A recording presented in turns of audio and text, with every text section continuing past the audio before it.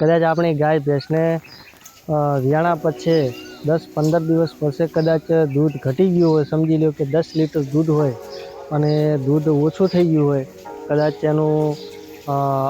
8 litre દૂધ હોય, સમજી લો કે એનું 5 લીટર દૂધ થઈ ગયું હોય, તો દૂધ આપણે કઈ રીતે વધારવું અને દેશી જુગાડથી આપણે કઈ રીતે એનું દૂધ વધારી શકીએ અને પાછી આપણે હતું એટલા જ દૂધ ઉપર આપણે આપણી ગાય કે ભેંસને આપણે લાવી શકીએ। તો ખેડૂત મિત્રો અને પશુપાલક મિત્રો, તમારી ગાય અથવા ભેંસ જો વિયાણાને 15થી 20 દિવસ પછી કદાચ દૂધ હોય એટલું હોય તો બરાબર છે, એમાં કોઈ વધારે વધવાનું નથી। પણ કદાચ દૂધ વધેલું હોય ને કદાચ ઘટી ગયું હોય તો પ્રશ્ન શું થતો હોય છે કે પશુપાલક મિત્રો, તમારી ગાય અથવા ભેંસને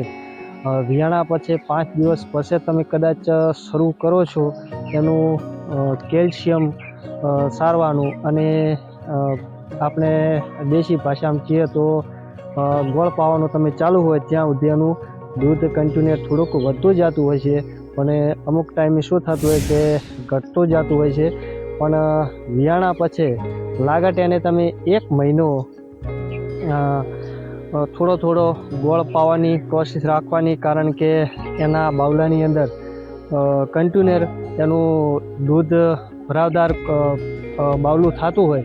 અને પછી આપણે પાવાનું એને ઓછું કરી નાખે એટલે થોડુંક ધીમે ધીમે ઓછું કરી નાખતી હોય છે। તો તમારે 1 મહિનો ગોળ પાવાનો રહેશે દેશી ભાષાની અંદર આપણે વાત કરો તો। અને બીજા નંબરની અંદર શું છે કે બાવલામાં તમારે પશુને લાવવું હોય, ગાય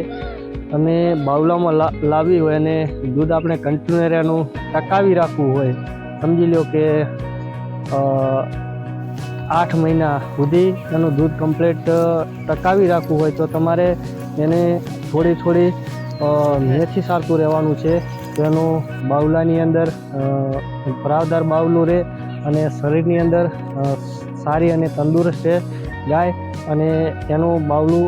વ્યવસ્થિત બની રહે। તો પશુપાલક મિત્રો, તમે એને મેથી સારવાનું શરૂઆત કરી નાખશો વિયાણા પછી, તો